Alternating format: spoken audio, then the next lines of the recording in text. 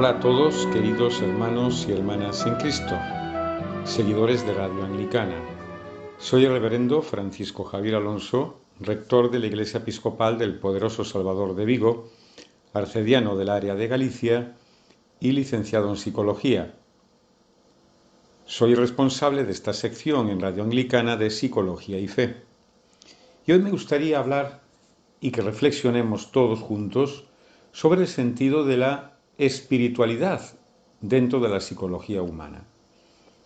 Y especialmente vamos a intentar llegar a la denominada, de forma más concreta, espiritualidad cristiana. Parece una contradicción cuando, desde el punto de vista del cristianismo, se entiende que tiene que ser espiritual. Pero me gustaría en este análisis que pudiésemos comprender que muchas veces ciertos comportamientos, ciertos pastores o ministros de culto de ciertas iglesias pueden profesar un cristianismo sin que sea espiritual. Desde el punto de vista de la psiquiatría y de la psicología científica, cuando estudian los estados de conciencia relacionados con el hecho religioso, los fenómenos místicos o el acercamiento espiritual, observan 5 aspectos o condiciones que son necesarias para una espiritualidad sana e integral. No entran obviamente a definir o a analizar el misterio, lo divino o lo trascendente, sino como ese misterio, ese hecho religioso, incide en el comportamiento y la salud física y mental del sujeto. Por eso, las observaciones y estudios sobre el mundo interior sugieren que por lo menos estos 5 e importantes puntos que la psiquiatría ha recogido y que viene realizando estudios interdisciplinares muy importantes como la de la doctora Mercedes Nassarre, nos dice lo siguiente. El primer punto es un profundo sentimiento de unidad y conexión. Si hay espiritualidad, o cuando hablamos de espiritualidad debemos hablar de ese profundo sentimiento de conexión con ese misterio, con lo divino, con lo trascendente. Estamos hablando de una pertenencia a un orden que es mayor y que sobrepasa a uno mismo. Dicha conexión se establece en todos los niveles de la existencia del sujeto. A nivel físico, sabemos que en la naturaleza todo está conectado. Surge ese estado de pertenencia y de conexión, de urdimbre o de telar que lo envuelve todo, incluido uno mismo. A nivel afectivo pueden surgir preguntas como ¿somos alguien sin las personas que amamos? ¿Necesitamos amar más allá de nuestros vínculos humanos? Y nada está excluido de esta conexión. El segundo punto que estudia la psicología y la psiquiatría es el sentido y propósito de la vida, los valores. Desde el punto de vista de esa búsqueda espiritual, al hablar de espiritualidad, debemos referirnos también al sentido y propósito de la vida, a los valores profundos que dan un sostén, no solo una esperanza, sino una base, una piedra angular y un fundamento. Como seres humanos estamos llamados a dar un significado a nuestra existencia, creyentes, cristianos o no. Nuestro destino como individuos es llegar a ser únicos, es llegar a ser y distinguir nuestra integración con lo divino. Podemos decir que lo sagrado para una persona es aquello sin lo cual la vida carecería de sentido. El médico y neurólogo austríaco Viktor Frankl afirma que el preocuparse por hallar un sentido a la existencia es una realidad primaria, es la característica más original del ser humano.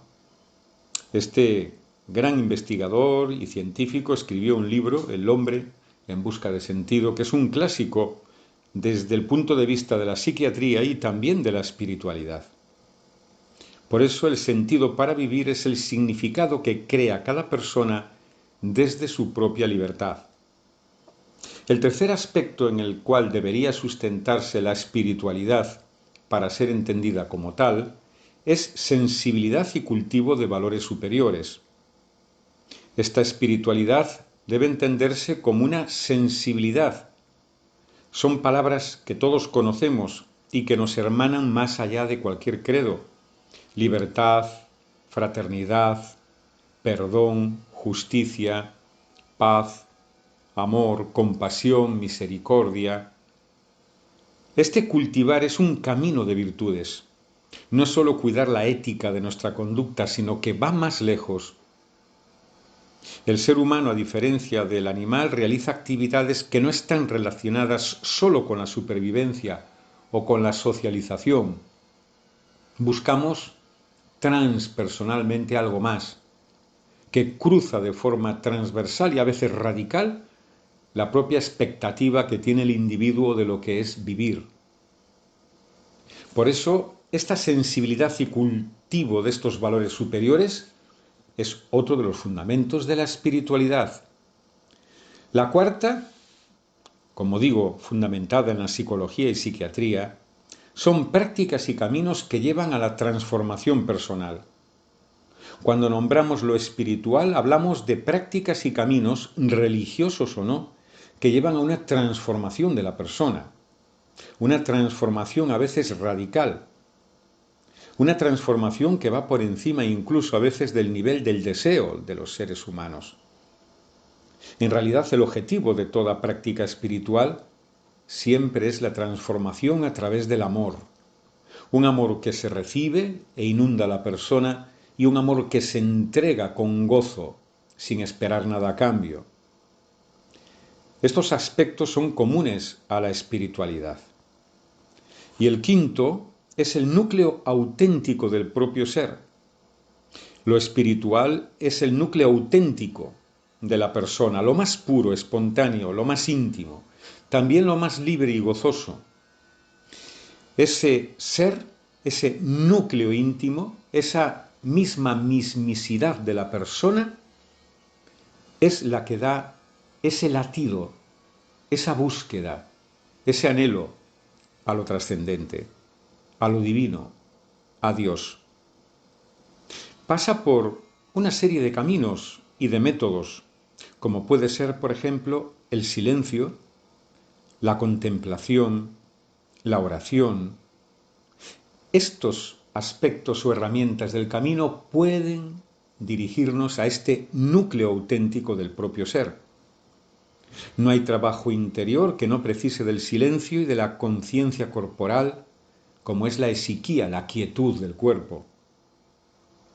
Este camino de silencio consta también de 3 fases: el contacto con uno mismo, la liberación de uno mismo y la unidad con el todo, o Dios.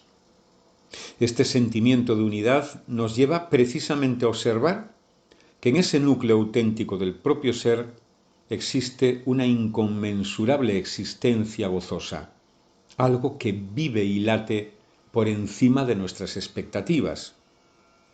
Pero voy a llegar a un punto más allá de la psiquiatría y de la psicología que estudian los aspectos espirituales del sujeto, de la humanidad, sin entrar, obviamente, a intentar testificar, pontificar sobre la existencia o no de lo trascendente, de Dios o de lo divino.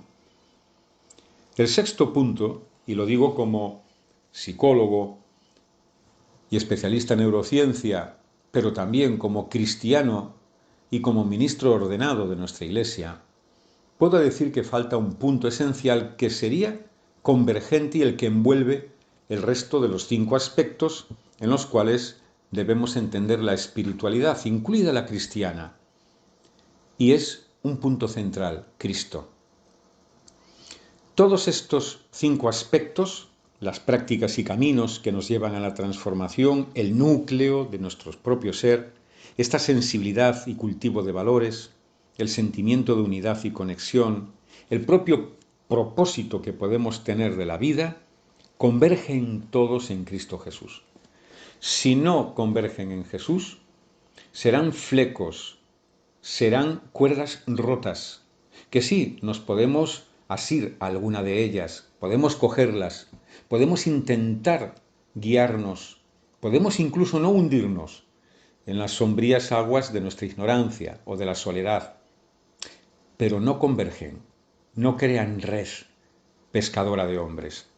Solo Cristo es el que puede, centrados en Él, entregados a Él, reconociéndolo como nuestro Señor y Salvador gozoso, como el amor y la misericordia personificadas en lo humano, cuando podemos cambiar esta espiritualidad por una espiritualidad cristocéntrica, una espiritualidad cristiana.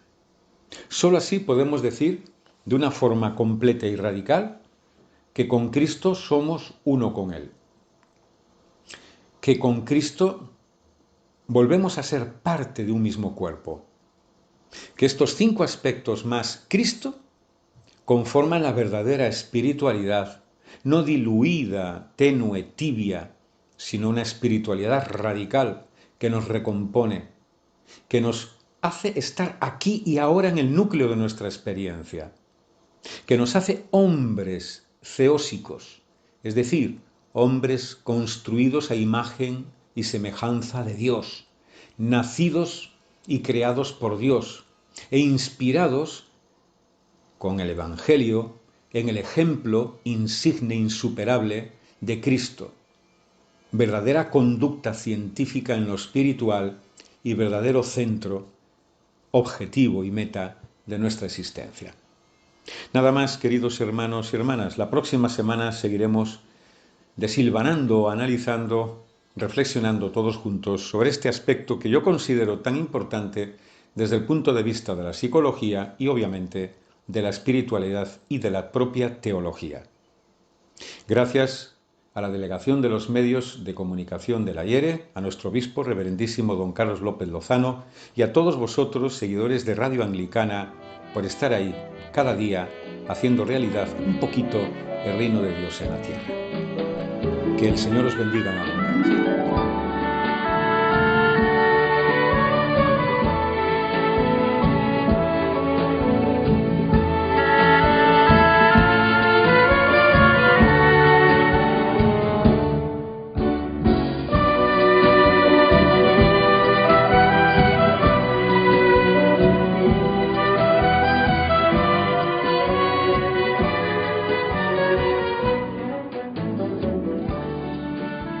Usted está en sintonía de Radio Anglicana, transmitiendo vía internet en www.radioanglicana.es. También puede escucharnos en su dispositivo móvil, descargando nuestra aplicación para Android e iOS.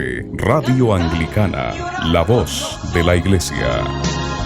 Jóvenes de toda la tierra, cantad y anunciad con nosotros por las sendas del mundo la buena noticia